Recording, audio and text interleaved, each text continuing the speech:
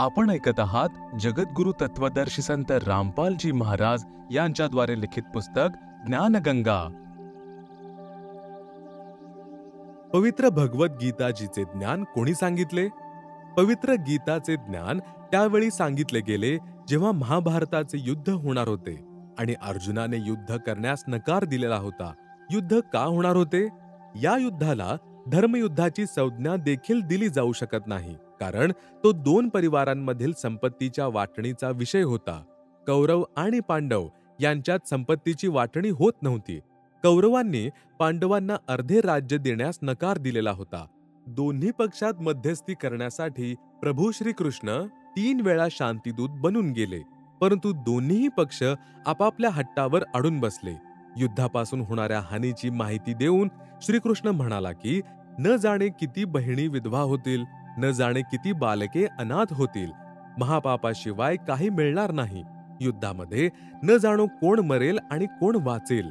श्रीकृष्ण जेव्हा तिसऱ्या वेळी वाटाघाटी करण्यासाठी गेले तेव्हा दोन्ही पक्षांनी एवढे राजा आमच्या पक्षामध्ये आहेत असे सांगत आपापल्या पक्षाच्या राजांच्या सेनेसह सूचीपत्र दाखवले। दोन्ही पक्ष आपल्या भूमिकेवर तटस्थ आहेत, दोघेही युद्धाला सज्ज झाले आहेत। हे पाहिल्यावर श्रीकृष्णाने असा विचार केला की वाटाघाटीसाठी आणखी एक डाव आहे, तो देखील आज आपण येथे खेळून बघूया। त्याने विचार केला की पांडव माझे संबंधी असल्यामुळे श्रीकृष्णाची बहीण सुभद्राचा विवाह अर्जुनाशी झालेला होता। ते आपली जिद्द सोडत नाहीत, यामुळे आपण त्यांच्याबरोबर आहे असे समजून त्यांचाच विजय होईल असे तर त्यांना वाटत नसेल ना। त्यावेळी श्रीकृष्णाने स्पष्ट केले की या युद्धात एका बाजूला माझी सर्व सेना असेल आणि दुसऱ्या पक्षात मी असेन। तसेच मी वचनबद्ध होतो की या युद्धात मी शस्त्र हाती धरणार नाही। श्रीकृष्णाच्या या घोषणेने पांडवांच्या पायाखालची जमीन सरकली। त्यांना वाटले की आता आपला पराजय निश्चित आहे। असा विचार करून 5ही पांडव विचार विनिमय करण्यासाठी सभेतून बाहेर आले। काही वेळानंतर त्यांनी श्रीकृष्णाला बाहेर येण्याची विनंती केली। श्रीकृष्णाची बाहेर येतात पांडव म्हणाले की हे भगवान, आम्हाला फक्त 5 गावे मिळवून द्या। युद्ध करण्याची आमची इच्छा नाही, यातून आमची इज्जत राहील आणि युद्ध होऊ नये अशी आपली इच्छाही आहे, त्यामुळे युद्ध देखील टळेल। पांडवांच्या या निर्णयाने श्रीकृष्ण अत्यंत प्रसन्न झाले व विचार केला, वाईट वेळ टळली।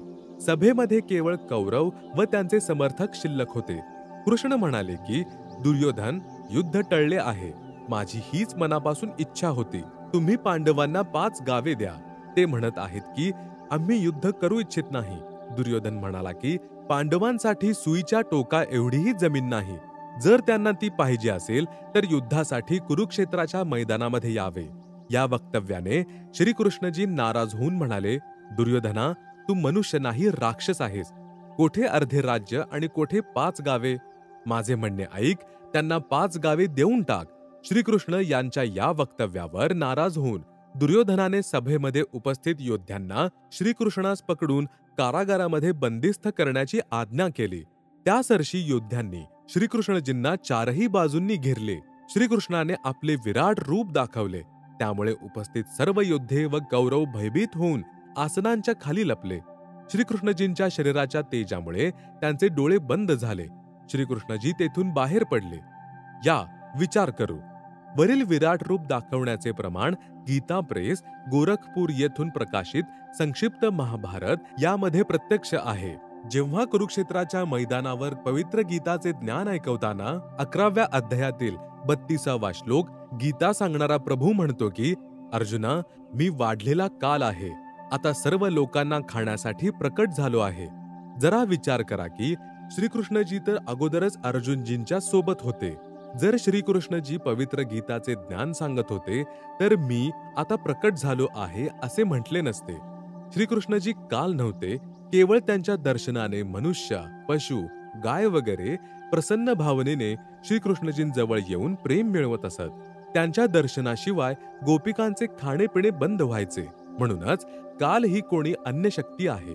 तो श्रीकृष्णजींच्या शरीरामध्ये प्रेतवत म्हणजे भूतासारखा प्रवेश करून पवित्र श्रीमद भगवद्गीतेच्या ज्ञानरूपामध्ये 4ही पवित्र वेदांचा सार सांगत आहे। त्याचे 1000 हात आहेत। श्रीकृष्णजी श्री विष्णूजींचा अवतार होते, ज्यांचे 4 हात आहेत। नंतर 11व्या अध्यायातील श्लोक 21 व 46 मध्ये अर्जुन म्हणत आहे की भगवान, आपण तर ऋषी, देवता व सिद्ध पुरुषांनाही खात आहात, जे आपलेच गुणगान पवित्र वेदांच्या मंत्रांद्वारे करत आहेत.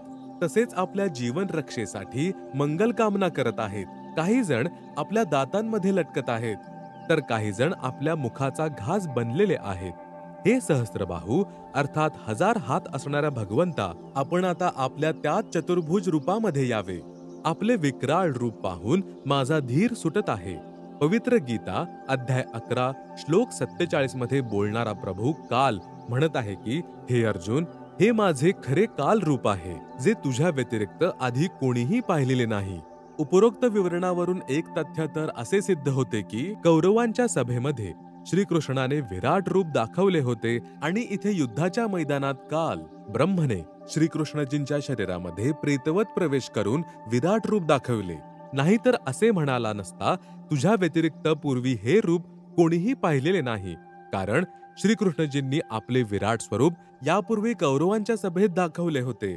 दुसरे असे सिद्ध होते की पवित्र गीता बोलणारा काल ब्रह्म ज्योतिनिरंजन आहे, श्रीकृष्णजी नाही. कारण श्रीकृष्णजी अगोदर कधी म्हटले नाही की मी काल आहे व नंतरही कधी म्हटले नाही की मी काल आहे. श्रीकृष्णजी काल असू शकत नाहीत. श्रीकृष्णांच्या दर्शनासाठी दूर दूरचे स्त्री पुरुष तडपत असत. टीप: विराट रूप म्हणजे काय? विराट रूप दिवसा किंवा चांदण्या रात्री जेव्हा आपल्या शरीराची सावली छोटी म्हणजेच शरीरा एवढी किंवा शरीरापेक्षा थोडी मोठी असेल, त्या सावलीच्या छातीच्या जागी 2 मिनिटांपर्यंत एकटक पहा. डोळ्यातून पाणी आले तरी. त्यानंतर समोर आकाशाकडे पहा. तुम्हाला तुमचेच विराट रूप दिसेल, जे पांढऱ्या रंगाच्या आकाशाला स्पर्श करत असेल. अशा प्रकारे प्रत्येक मानव आपले विराट रूप राखतो. परंतु ज्यांची भक्तीची शक्ती जास्त होते, त्यांचे तेज तितकेच अधिक होत जाते. अशा प्रकारेच श्रीकृष्णजीही आपल्या पूर्व भक्तीच्या शक्तीने सिद्धियुक्त होते. त्यांनीही आपल्या सिद्धशक्तीद्वारे आपले विराट रूप प्रकट केले, जे काल ब्रह्मच्या तेजोमय शरीरापेक्षा विराट रूप कमी तेजोमय होते. तिसरी गोष्ट ही सिद्ध होते की पवित्र गीता बोलणारा प्रभू काल सहस्रबाहू अर्थात 1000 हात असलेला आहे आणि श्रीकृष्णजी तर श्री विष्णूजींचा अवतार आहेत, जे 4 भुजायुक्त आहे. श्रीकृष्णजी 16 कलायुक्त आहे, तर श्री ज्योतिनिरंजन काल भगवान 1000 कलायुक्त आहे. बल्ब 60 वॅटचा असो, 100 वॅटचा किंवा 1000 वॅटचा, सर्वच बल्ब प्रकाशमान होतात, परंतु त्यात मोठा फरक असतो. ठीक अशाच प्रकारे दोन्ही प्रभूंची शक्ती व विराट रूपाचे तेज भिन्न स्वरूपाचे होते. हे तत्वज्ञान प्राप्त होण्यापूर्वी जे गीताजींचे ज्ञान समजवणारे महात्माजी होते, त्यांना हा दास म्हणजे रामपाल दास प्रश्न करत होता की आधी श्रीकृष्णजी 3 वेळा शांतीदूत बनून गेले होते. त्यावेळी म्हणाले होते की युद्ध करणे महापाप आहे. जेव्हा अर्जुनाने स्वतः युद्धाला नकार देत म्हटले होते की हे देवकी नंदन, युद्ध करण्याची माझी इच्छा नाही. समोर उभे असलेले स्वजन, नातेवाईक व सैनिकांचा विनाश पाहून मी असा दृढ निर्णय घेतला आहे की मला तिन्ही लोकीचे राज्य प्राप्त झाले तरीही मी युद्ध करणार नाही. माझी तर अशी इच्छा आहे की मी निशस्त्र असताना दुर्योधन आणि त्याच्या समर्थकांनी माझ्यावर बाणांचा वर्षाव करून मारून टाकावे, जेणेकरून माझ्या मृत्यूने युद्धामध्ये होणारा विनाश टळेल.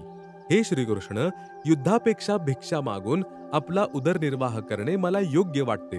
हे कृष्ण, स्वजनांना मारून माझ्या पदरात पापच पडणार आहे. माझी बुद्धी आता चालत नाही. आपण आमचे गुरु आहात, मी आपला शिष्य आहे. आपण जो आमच्या हितामध्ये असेल तोच सल्ला द्या. परंतु मला असे वाटत नाही की आपला कोणताही सल्ला मला युद्धास राजी करू शकेल, अर्थात मी युद्ध करणार नाही. प्रमाण पवित्र गीताजी अध्याय 1 श्लोक 31 ते 39, 46 आणि अध्याय 2 श्लोक 5 ते 8. नंतर श्रीकृष्णजींमध्ये प्रवेशित काल वारंवार सांगत आहे की अर्जुन, भित्रा बनू नकोस, युद्ध कर. युद्धामध्ये मारला गेलास तर तुला स्वर्ग प्राप्त होईल किंवा युद्ध जिंकून पृथ्वीवर राज्य करशील, असे बरेच काही सांगून असा भयंकर विनाश घडवून आणला, जो आजपर्यंतच्या संत महात्मे व सभ्य लोकांच्या चरित्रामध्ये शोधूनही सापडत नाही. त्यावेळी ते अज्ञानी गुरु निमहकीम म्हणत होते की अर्जुन क्षत्रिय धर्माचा त्याग करत होता, त्यामुळे क्षत्रियत्वाला हानी पोहोचली असती व शूरवीरतेचा कायमचा नाश झाला असता. अर्जुनाकडून क्षत्रिय धर्माचे पालन व्हावे यासाठी हे महाभारताचे युद्ध श्रीकृष्णजींनी घडवून आणले होते. सुरुवातीला मी या नादान कथा ऐकून गप्प बसायचो, कारण मला स्वतःला ज्ञान नव्हते. आता पुन्हा विचार करा, भगवान श्रीकृष्णजी स्वतः क्षत्रिय होते. कंसवधानंतर अग्रसेनजींनी मथुरेचा राज्यकारभार आपले नातू श्रीकृष्ण यांच्याकडे सांभाळण्यास दिला. एक दिवस नारदजींनी श्रीकृष्णाला सांगितले की जवळच एक गुहेमध्ये सिद्धियुक्त राक्षस राजा मुचकंद झोपलेला आहे. तो 6 महिने झोपतो व 6 महिने जागा राहतो. जागा झाल्यानंतर तो 6 महिने युद्ध करतो, पण 6 महिने निद्रावस्थेत असताना जर कोणीही त्याचा निद्राभंग केला तर त्याच्या डोळ्यातून अग्निबाण सुटतात व समोरची व्यक्ती मृत्यू पावते. त्यामुळे आपण सावधान राहा, असे सांगून श्री नारदजी निघून गेले. काही कालावधी गेल्यानंतर लहान वयातच श्रीकृष्णजींना मथुरेच्या सिंहासनावर विराजमान केलेले पाहून काल्यवन नावाच्या राजाने 18 करोड सेना घेऊन मथुरेवर आक्रमण केले. श्रीकृष्णजींनी पाहिले की शत्रूचे सैन्य अफाट आहे. जर युद्ध झाले तर किती सैनिक मृत्युमुखी पडतील कोण जाणे. काल्यवन याचा वध मुचकंदाकडून का घडवून आणू नये असा विचार करून भगवान श्रीकृष्णजींनी काल्यवनास युद्धाचे आव्हान दिले आणि युद्धभूमी सोडून क्षत्रिय धर्मास विसरून विनाश टाळणे आवश्यक जाणून पळून गेले. त्यांनी त्या गुहेमध्ये प्रवेश केला जेथे मुचकंद निद्रावस्थेत होता. मुचकंदच्या शरीरावर आपले पितांबर टाकून श्रीकृष्णजी गुहेमध्येच लपून बसले. पाठोपाठ काल्यवनेही त्या गुहेमध्ये प्रवेश केला. मुचकंदास श्रीकृष्ण समजून त्याने त्याचा पाय पकडून फिरवला आणि म्हणाला की घाबरटा, तू लपून बसलास म्हणून मी तुला थोडा सोडणार आहे. वेदनेने मुचकंदाचा निद्राभंग झाला. त्याच्या नेत्रातून अग्निबाणाचा वर्षाव झाला आणि त्यातच काल्यवन मृत्युमुखी पडला. काल्यवनाचे सैनिक मंत्री आपल्या राजाचा मृतदेह घेऊन परत निघून गेले, कारण युद्धामध्ये राजाचा मृत्यू ही सैन्याची हार मानली जाते. परत जाताना मात्र ते असे सांगून गेले की हे श्रीकृष्ण, नवीन राजाची नियुक्ती करून आम्ही लवकरच परत येऊ. आम्ही आता तुला सोडणार नाही. श्रीकृष्णजीने आपला मुख्य अभियंता श्री विश्वकर्माजीस बोलावून सांगितले की असे एखादे स्थान तत्काळ शोधा ज्याच्या तिन्ही बाजूंनी समुद्र असेल आणि आत जाण्यासाठी एकाच बाजूने वाट असेल. तेथे लवकरात लवकर एक द्वारिका म्हणजे एक द्वार असणारी नगरी तयार करा. आम्ही तत्काळ येथून प्रस्थान करू. हे मूर्ख लोक येथे आम्हाला आनंदाने जगू देणार नाहीत. श्रीकृष्णजी एक चांगले आत्मा आणि युद्धविरोधी होते. आपल्या क्षत्रियत्वाला देखील दावावर लावून त्यांनी युद्ध टाळले. तेच श्रीकृष्णजी आपल्या प्रिय सगळ्या सोयऱ्यांना युद्ध करण्याचा चुकीचा आणि वाईट सल्ला देतील काय? आणि स्वतः युद्ध न करण्याचे वचन घेणारे दुसऱ्याला युद्ध करण्यासाठी प्रेरणा देऊ शकतील का? अर्थात कधीच नाही. भगवान श्रीकृष्णांच्या रूपामध्ये स्वतः श्री विष्णूजीच अवतार धारण करून आलेले होते. एकदा श्री भृगु ऋषींनी आरामात बसलेल्या भगवान श्री विष्णूजी म्हणजे श्री कृष्णजी यांच्या छातीवर लाथ मारली. तरीही श्री भृगु ऋषीजींच्या पायास कुरवाळत श्री विष्णूजी प्रेमाने म्हणाले की हे ऋषीवर, आपल्या कोमल पायास जखम तर झाली नाही ना? कारण की माझी छाती कठीण दगडासारखी आहे.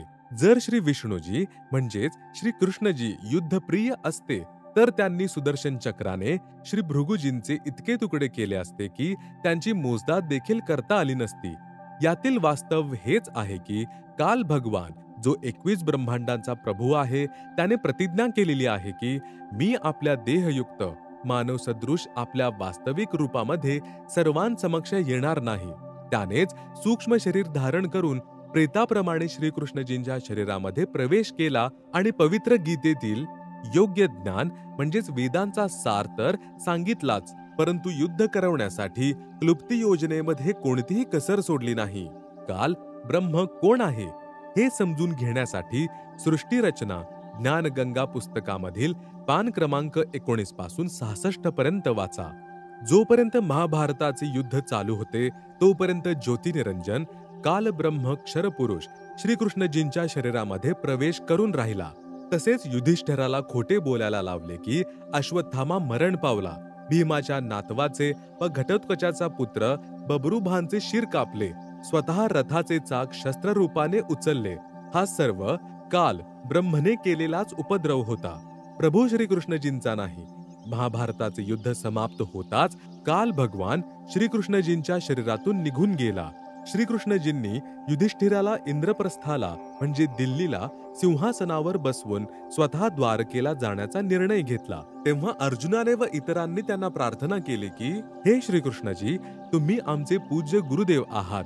आम्हाला एखादा सत्संग ऐकवून जावे, ज्या आधारे आम्ही आपल्या सद्वचनावर चालून आमचे आत्मकल्याण करू शकू. ही प्रार्थना स्वीकारून श्रीकृष्णजींनी तिथी, वेळ व स्थान निश्चित केले. निश्चित तिथीला अर्जुनाने भगवान श्रीकृष्णांना विनंती केली की, प्रभू, आज तेच पवित्र गीतामधील ज्ञान जसेच्या तसे ऐकवा, कारण मी बुद्धिदोषाने ते विसरून गेलो आहे. त्यावेळी श्रीकृष्णजी म्हणाले की, हे अर्जुना, तू निश्चितच मोठा श्रद्धाहीन आहेस. तुझी बुद्धी चांगली नाही. असे पवित्र ज्ञान तू का विसरलास? त्यानंतर श्रीकृष्णजी म्हणाले की, आता ते पूर्ण गीता ज्ञान मी सांगू शकणार नाही, कारण मला त्याचे ज्ञान नाही. त्यावेळी तर मी योगयुक्त होऊन बोललो होतो. येथे विचार करण्यासारखा विषय हा आहे की, जर भगवान श्रीकृष्णजी युद्धाच्या वेळी योगयुक्त होऊ शकतात, तर शांती समयी योगयुक्त होणे त्यांना कठीण नव्हते. जसे की श्री व्यासजींनी त्याच पवित्र गीताचे ज्ञान अनेक वर्षांनंतर जसेच्या तसे लिपिबद्ध केले. त्यावेळी ब्रह्म काल ज्योतिनिरंजनने श्री व्यासजींच्या शरीरामध्ये प्रवेश केला आणि पवित्र श्रीमद भगवद्गीता त्यांच्याकडून लिपिबद्ध करवून घेतली, जी आता आपल्या करकमळांमध्ये आहे.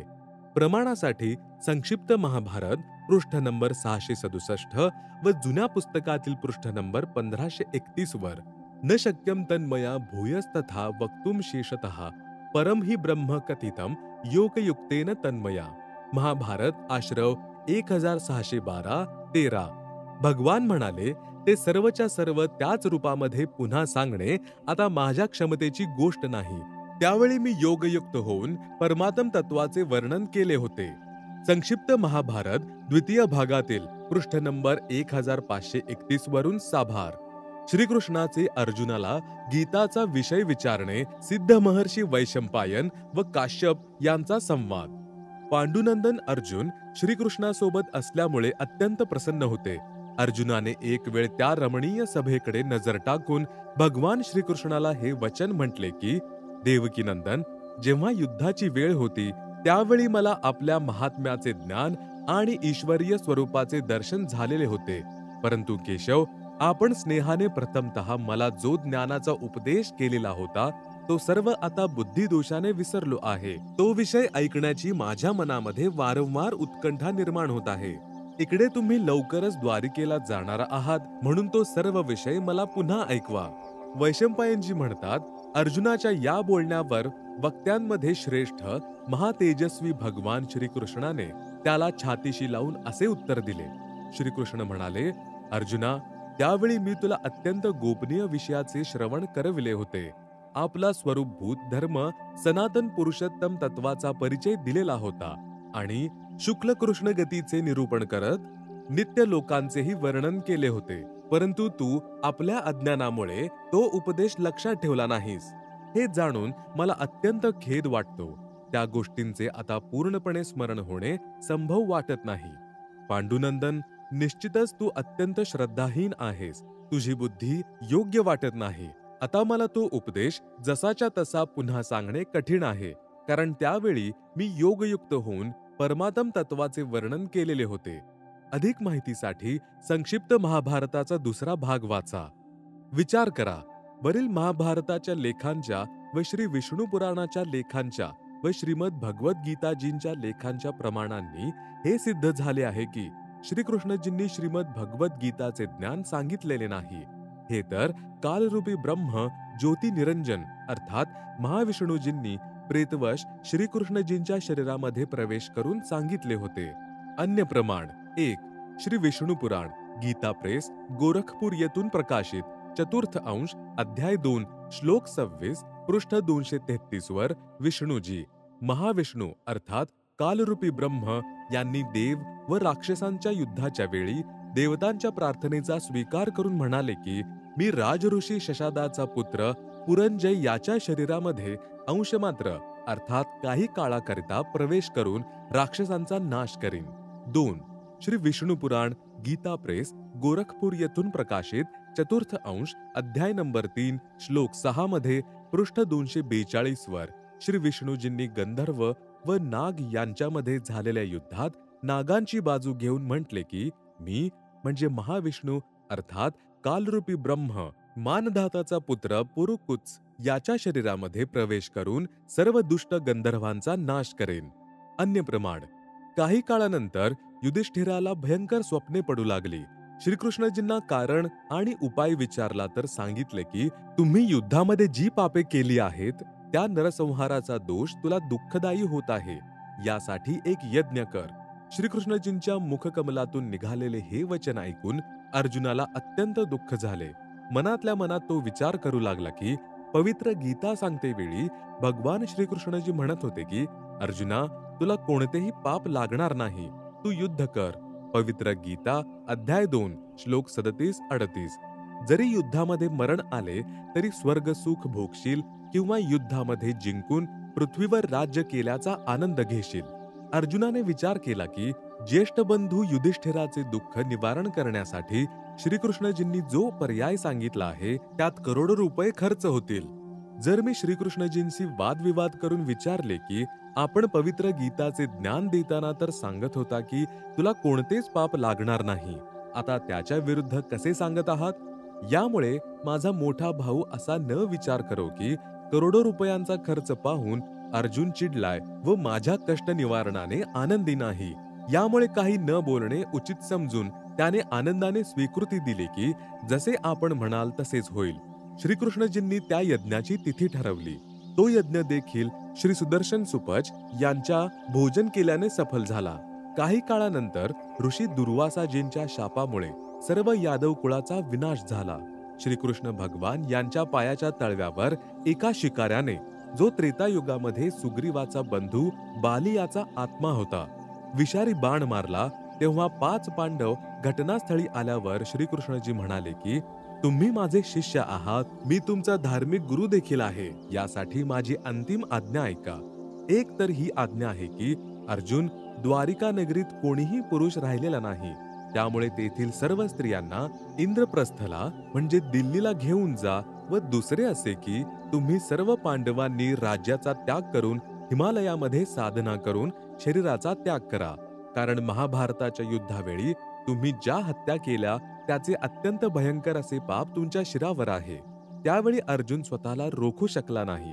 तो म्हणाला, प्रभू आता तुम्ही अशा स्थितीमध्ये आहात की मी अशा गोष्टी बोलायला नको, पण प्रभू जर आज माझ्या शंकेचे समाधान झाले नाही तर मी सुखाने मरूही शकणार नाही, आयुष्यभर मला रडतच राहावे लागेल.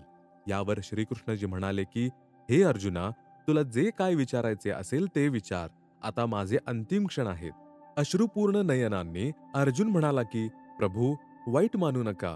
जेव्हा आपण पवित्र गीताचे ज्ञान सांगितले त्यावेळी मी युद्धाला नकार देत होतो. त्यावेळी तुम्ही म्हणाले की हे अर्जुना, तुझ्या दोन्ही हातांमध्ये लाडू आहेत. जर युद्धामध्ये मारला गेलास तर स्वर्गप्राप्ती होईल आणि जर विजयी झालास तर पृथ्वीवर राज्य भोगशील व तुला कोणतेही पाप लागणार नाही.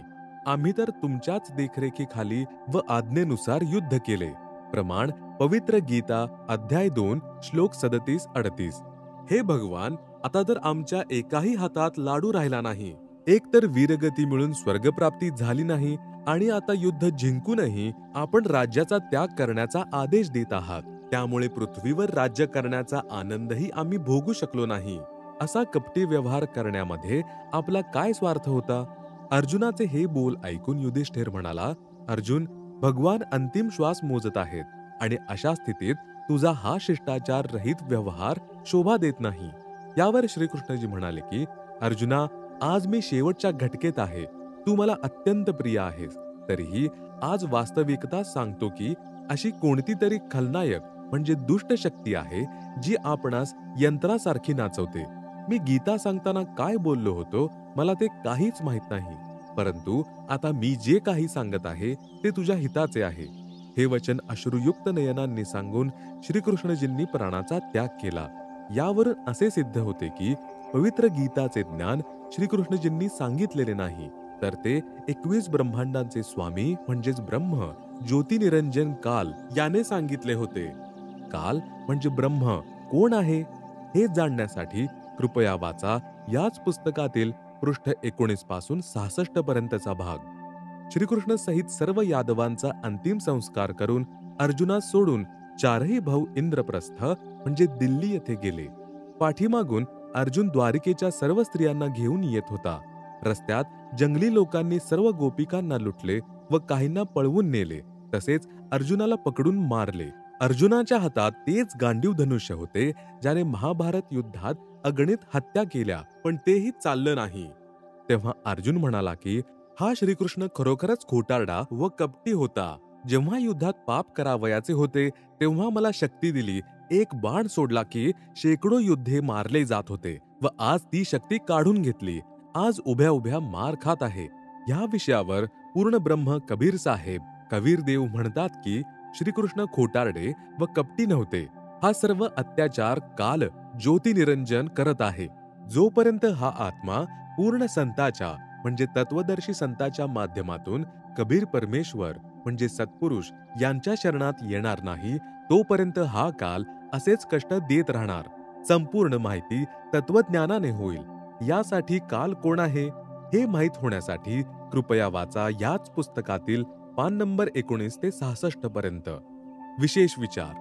या प्रमाणांवरून असे सिद्ध होते की श्रीमद भगवद्गीताचे ज्ञान श्रीकृष्ण यांनी सांगितलेले नाही. ते तर श्रीकृष्णजींच्या शरीरामध्ये प्रेतवत म्हणजे भूतासारखा प्रवेश करून ब्रह्म काल अर्थात ज्योतिनिरंजन याने सांगितले होते.